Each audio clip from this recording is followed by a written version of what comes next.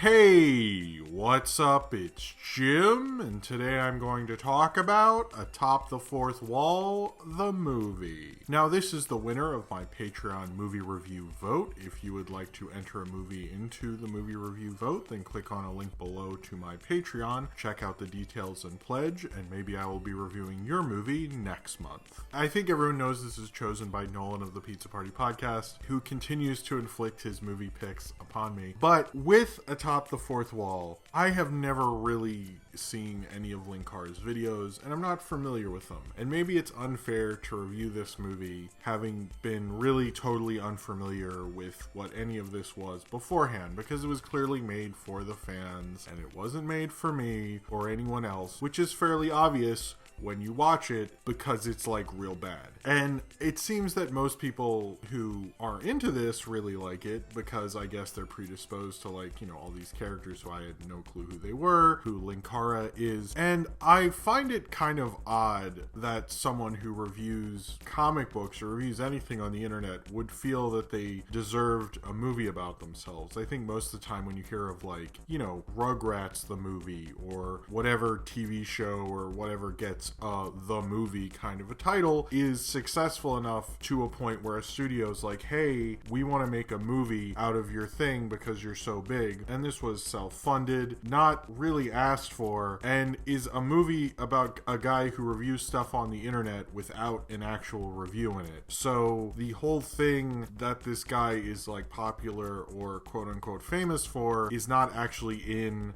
the movie that is about the show where he reviews things. The hubris involved in making something like Atop the Fourth Wall, the movie, and the idea that people care about these characters and plot lines enough that it would warrant, I believe, 2 hours of runtime is pretty ridiculous. I mean, it's pretty clear most of his audience seem to enjoy this movie. I'm not exactly sure why, because it's nothing that, if you were just here to watch him review a bad comic or something, you don't get any of that. So I'm sure maybe there's some people who don't like that, don't want him doing more of the skit thing, and this is just all skits, so you're not really gonna get any of that. And it's a little odd because I think when most people click on a review, if they are not familiar with the YouTube channel or the critic or whomever, they mainly want to hear about that thing. You can add in your own experiences and such, and that's fine to a degree, but you don't really make up your own story. It's very much taking advantage of the audience and also, kind of pushing in something that probably no one wants other than yourself. It exists in kind of a nerdy basement vacuum that probably no one wants to go in because it smells like bad potato chips and,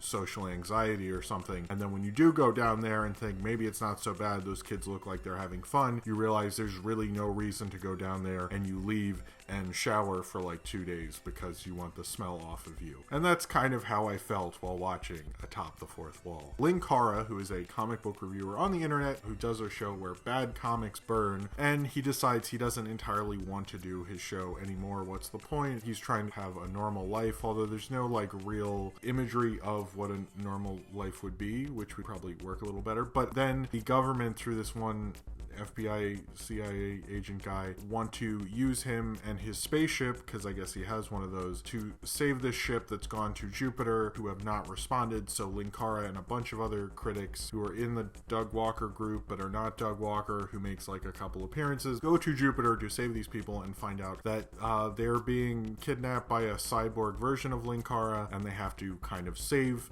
them with their various superpowers. And a 90s kid who the Linkara guy also plays, as well as a lounge singer, and he plays 4 people, and they have to save them in a kind of comic book type adventure. One of those comic book type adventures that no one would probably read, but someone, sort of made a movie of anyway. Anytime I've known anyone who mainly likes bad movies, and that's mainly what they consume. And then eventually you go, but what do you like? What is it that you enjoy other than going this is bad? And most of the time you realize they just don't really have good taste, to be honest. And I've often felt that is also true of critics who mainly just make fun of bad stuff for the most part, and that's primarily what they do. And I don't know Linkara that well, but they keep referencing in Atop the Fourth Wall bad movies and how they like to critique things. They're not talking about doing a review of something that they like necessarily. It's always things that they don't like, or at least that's what I got from this. If I'm probably wrong to a certain certain degree,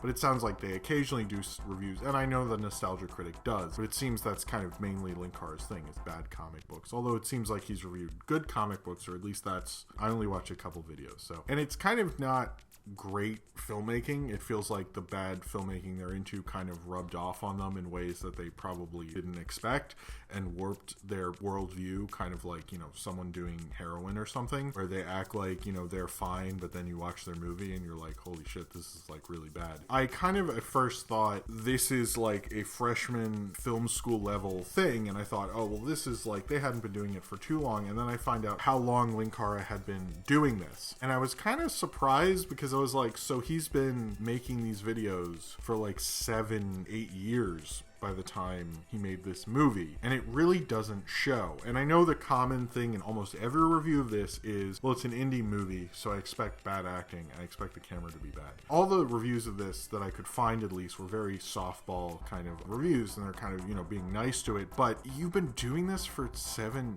years, and like doing this plot line and these characters, and there's no improvement really in acting more than a novice kind of dinner theater level. There's no improvement in directing or how this is made other than a freshman film school level. Now, I'm not insulting freshman film students who are clearly growing in their knowledge, and that's the first thing they've made in their first year of making films, or what used to be freshman filmmaking. Now people start making films at 12 and stuff, so it's probably very different, but the idea of, you know, in the early 2000s or something. As a freshman film student, I saw things similar in the production value of this, but like, this is a professional thing. It was released on Amazon as I think DVD and Blu-ray. It's like $25, which is like, holy shit. I was just shocked at how bad the filmmaking was. And there's been plenty of productions that didn't have a lot of money that have ended up making really great movies, short films and feature films. And the supposedly around $50,000 raised on Indiegogo or Kickstarter or whatever didn't seem to really be put to use in this. In fact, I often wonder like where the money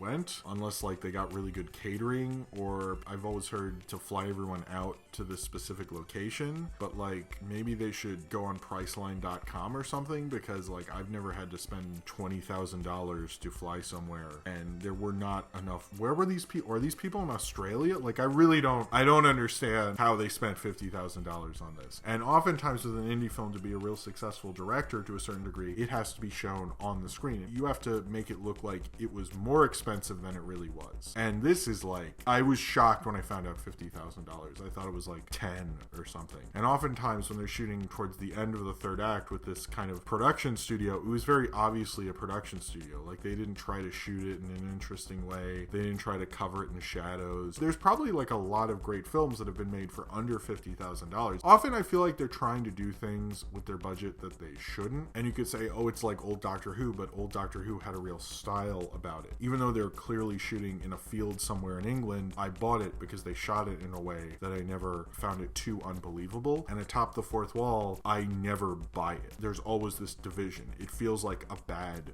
movie. And in addition to that, most of the acting is very bad. I do not understand why he's playing 4 characters. He's not capable of that. The only 2 actors I actually thought gave a pretty good performance was like, good performance I'm using lightly, was the FBI CIA agent guy. I actually thought he did a good job. And then the cinema snob, who I'm a little more familiar with, but I also thought actually showed some real charisma, which I was a little surprised how good he was. But neither of them give amazing performances. And oftentimes the camera work is wonky. Like it looks like they did a lot of first takes. Like there's times where like I have to wait for clearly someone's cueing an actor and they have to like get up and do a thing when I'm like, couldn't you have done this in 2 shots? And sometimes the cutting is awkward, but you could have fixed that in editing, which you needed to go through this again. There needed to be another cut in some cases. It felt very rushed out. Like the one guy shooting lightning out of his fingers, like I don't really understand what that is. That his thing? Like just felt like all these people's dreams to do this superhero thing, but they didn't have the budget to be a Marvel movie. This is like kind of public access television kind of quality. If people on public access quality kind of TV actually thought they could make a movie and no one stopped them. This movie is really horrible. I also don't understand why it's called Atop the Fourth Wall. I actually saw a video where he explains like, I always found it fascinating, the idea of the fourth wall. And I'm like, it's not like you made made a YouTube channel about, you know, the fourth wall and breaking it and what that represents, and like there's no reason it's called Atop the Fourth Wall. Just because you're aware there is a fourth wall, that doesn't mean anything. I know the sky's blue, but that doesn't make me a meteorologist. I think that's kind of the bigger problem with all the jokes in this, is it's kind of like nerdy people stating that they know things but not doing anything interesting with them. And if they try to do something interesting with them, it's them standing in front of an obvious blue screen, actually trying to have drama when the one long-haired guy is like, I could have died today. I'm like, why is this in here? Why are you acting like you guys have the acting range to give this any sort of deeper meaning? Is a fucking joke. Like, maybe that's the joke. Maybe the biggest joke is that, like, look, we have such egos, we can make a ridiculous, stupid thing like this, but nobody wants that. As someone who reviews things on the internet, I do not want a Jim the movie. I'm not interested in that. I want to review things. And in fact, if there was a Jim the movie of me being a reviewer, I'd want to actually review things within it, which is like a whole thing I really don't get about this. Like, it's okay, it's Atop the Fourth Wall, the movie, and there's very few bad comics mentioned in it. I mean, like, what? Who does that? The hilarious thing is this makes fun of 90s kid throughout this. This is like directed by that 90s kid character. There's nothing in this that doesn't go, wouldn't it be cool if, and like the drama of it, acting like there's some deeper meaning behind these characters and trying to give them deeper meaning, is even a bigger joke to itself. Is such a fallacy of what he's trying to do, because like supposedly people want to see you because you rip things apart, because you're funny, because you're entertaining, but like no one wanted the dramatics in this. That's the reverse of entertaining. Most of this is the reverse of entertaining because it's mostly just like bad. I'm not really a fan of this kind of stuff. This did not turn me around at all. I guess if you're a fan of Atop the Fourth Wall and Channel Awesome and this stuff, this is like a perfect movie for you because this is what you're already watching and you're probably into this sort of thing. But as a movie in itself, I think this will just go down as kind of hubris of internet reviewers that think they should have movies and that maybe the internet has gotten that popular. But honestly, most of the time they just look like reject TV movies, and this looks like a reject TV movie from a public access channel. While watching it, I wondered even why they're trying to stretch themselves beyond what even they can plausibly do, which I think this movie and Linkara shows all throughout this film. He pushes his character and plot lines in places that it probably shouldn't go, and the result is a subpar movie, and I'm being nice about that. It's like a really bad movie. It's forgettable, and it kind of just is why people aren't into nerd culture, because they take a whiff of something like this and go, you know, I'm not really interested. This isn't really actually funny. It looks like I have to be so deep within it. I'm practically a drug addict sniffing up dollars and quarters trying to make sense of whatever the fuck this is and acting like it's entertaining. I don't think this is at all really good, and I don't really understand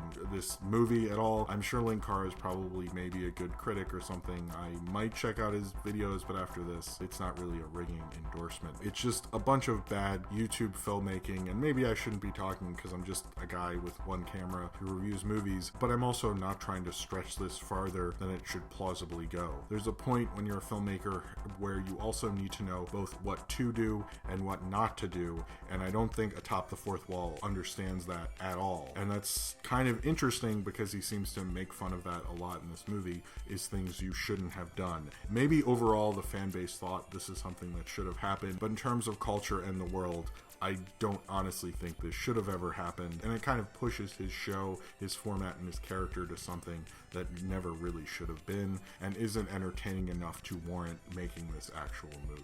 So if you have seen Atop the Fourth Wall, the movie, and you would like to talk about it, then comment below in the comments and subscribe if you would like to. And if you would like to put a movie into the movie review vote, then click on the link below for my Patreon and pledge below. Movies are picked by the $5 or more patrons, but if you pledge any amount, you have more voting power than the average person, so keep that in mind. Link is below in the description. Thank you very much for watching, and I hope to see you next time.